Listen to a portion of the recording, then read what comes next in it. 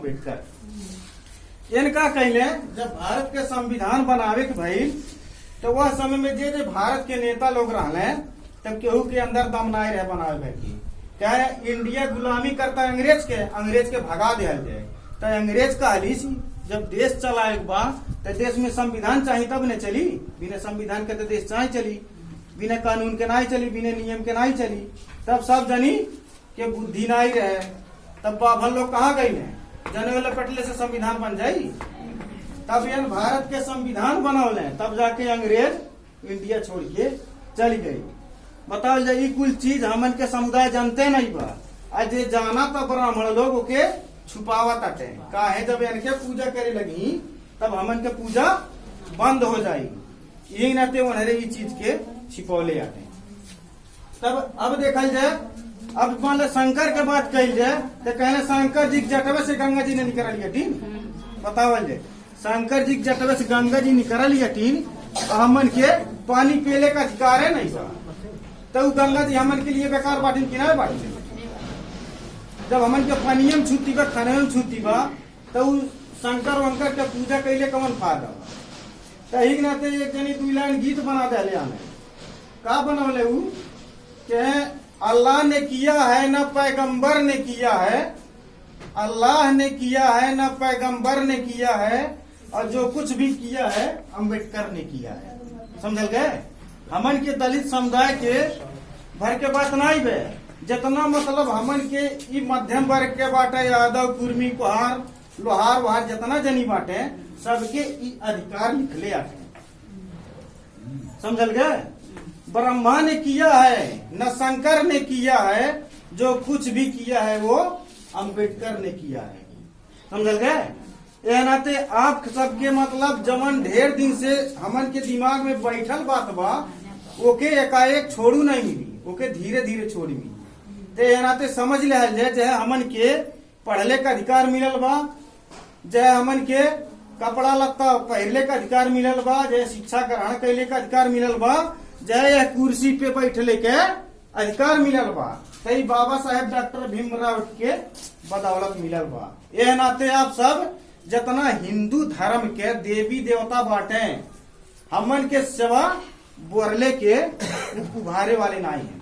यह नाते सबसे पहले आप सब उस संस्कृति उ रीति रिवाज के बदल के हमन के जे हमन के भलाई कैले बा ओकर हमन के पूजा कैले ओकर नमस्कार कैले। काहे कि दादा बाबा अनपढ़ रहले पूजले उनके नमस्कार कैले कुछ भी कैले, लेकिन जब हमन के पढ़ल लिखल गए तो ओके हमन के बदले के जिम्मेदारी बाय। अगर हमन के ना बदल जाई आवे वाला पीढ़ी और अंधकार में हो जाएगी। समझल गए काहे ये बात कहा थी पहले के वैज्ञानिक पता लगौले कि पृथ्वी चिपटा बा। समझल गए जो धरती बा वैज्ञानिक पहले पता लगौले पृथ्वी चिपटा बा।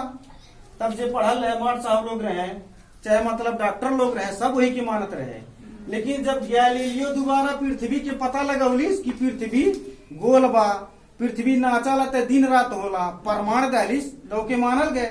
तो वही तरह से जब पहले मानल जाता है शंकर भगवान हो, पार्वती माता हो, गौरी गणेश लक्ष्मी हो माता हो, और हमन के भगवान हो तो उनके पूजा कैल गए।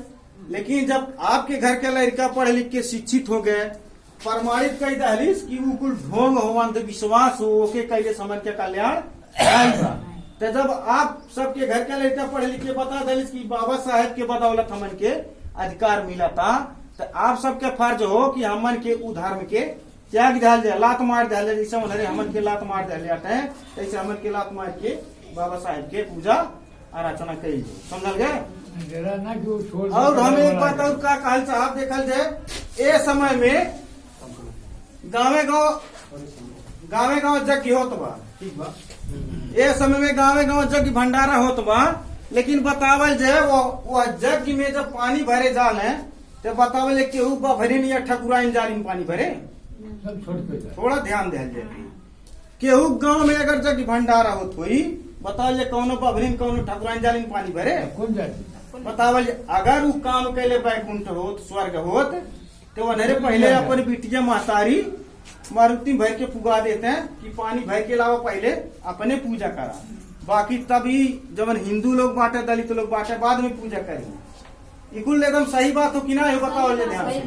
तो बताओ ले जब वो कैले बैठूं तो ना होता तो हमरे घर के बिटिया बहन के जाए के वह नदी में गाड़ कूदौले कमन जरूरी बताओ जाए। हकीकत बात सही है एकदम ध्यान देने पे कि अपने घर के बिटिया बहन पानी भरे पूजा करे खड़ा लेके नदी पे एकदम सोरो मना ठीक बा। ऐसे कौनो फायदा नहीं बा। खाली उन्हरे हमारे बिटिया बहन के मजा लेवे जाने वही से मजा ली नदी में कूद कूदी नहाई बताओ जाए। उनके घर के बिटिया महतारी लक्ष्मी हो पूजा करी मर्यादा हम पार्ता के अंदर रही हमर की बिटिया बहन बताओ ले फेंकल भावल जाती बताओ ले। अब ले आप सब जो है अनजान में आज है जान की पठावल गए वो करे लिए हमन के केहू के दुख ना बा। लेकिन अब ज्ञान प्राप्त भइले के बाद में दोबारा पठावल जाई तो बताओ जो हमें आपके गलती बा कि जे पढ़ लिख के आप सबके रास्ता बताओ तो ओकर गलती बतावल जाई। यही में आज प्रधानमंत्री जी आये टबुतवाल हमन के यहाँ दल के कार्यक्रम रखल गई बा तो बताओ जब वहाँ तक बस पे बैठ के गई है कितना जने तो प्रधानमंत्री देखे पुग गई है पानी पा जाई वो कार्यक्रम में जाता हमन के यहाँ कार्यक्रम आये होता तो उनके को महीना रखो जात नहीं होत हमारे के उम्मीद रखल गई लाल के 200 आदमी है जुटावल जाइए।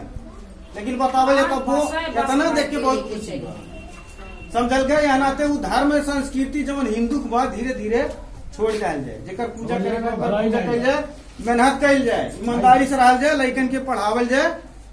जैसे सर कहला है शिक्षित बनिए संगठित बनिए संघर्ष कीजिए।